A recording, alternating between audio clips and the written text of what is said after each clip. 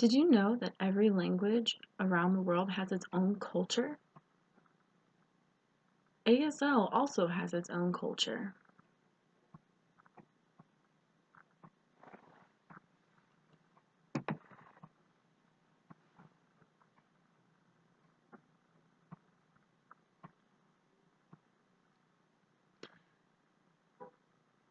For many years, ASL has continued because of the tight-knit group, such as a Deaf Institute or Deaf Club. And over the years, they've had a very negative influence to them from the hearing community, but it's been unable to break down and has continued all of these years. There was a man named James Walden that was a lawyer, and he gave 3 reasons why he thought ASL continued. The first reason was he thought that ASL was such a community-based language. For example, when a deaf student would go to a deaf institute, they were able to have ways of communication and feel connected to the group around them. When they went home, they had no way of communicating. So they grew up together with the people at the Deaf Institute, and they married each other, and they were friends, and they were just like a big family.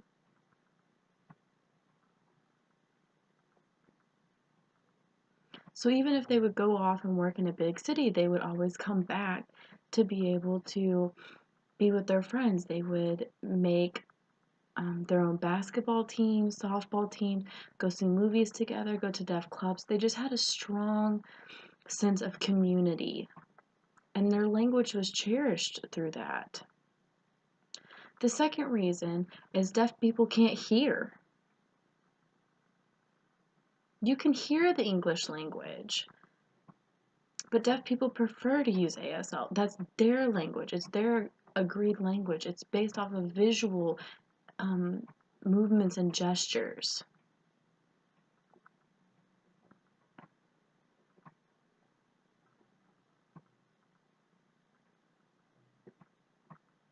The third reason is hearing people would try to come in and influence ASL and change it to be more like English.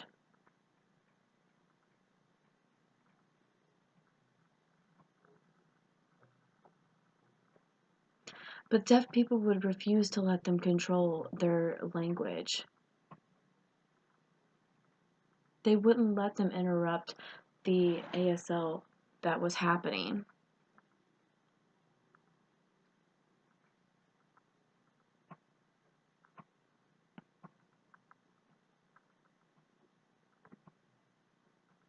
I want to do a little comparison for you with hearing children and deaf children and how they acquire language. If a hearing child is born, the hearing parents will speak to the child. It doesn't matter if this child understands what the parent is saying or not. The parent just continues to speak.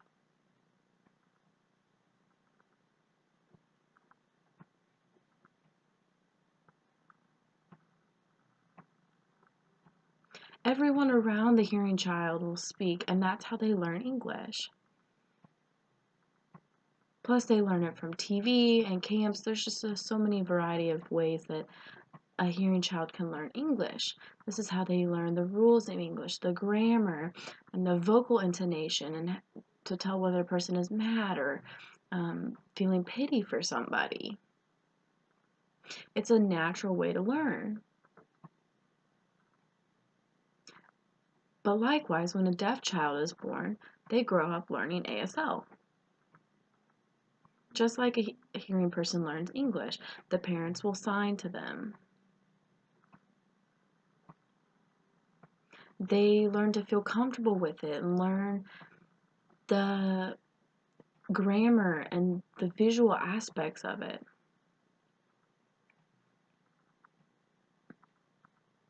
But even when a deaf child is born to hearing parents and learns English, they're able to still,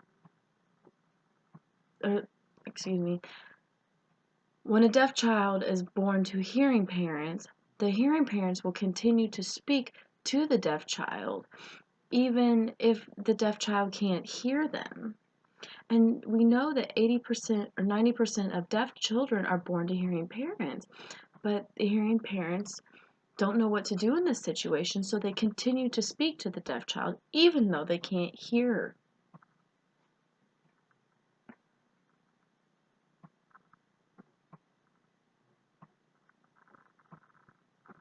And when this is the case, there's no visual access to language.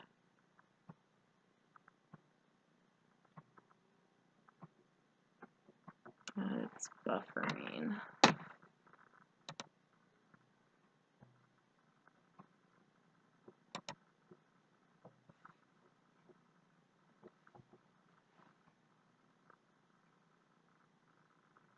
And so they don't know English or ASL when they enter into school because they've had no access to language ever. But if they are ever around a deaf adult or other deaf kids when they're a little bit older, they're able to pick it up more quickly due to ASL being such a visual language, and it's easy for them to pick up and understand.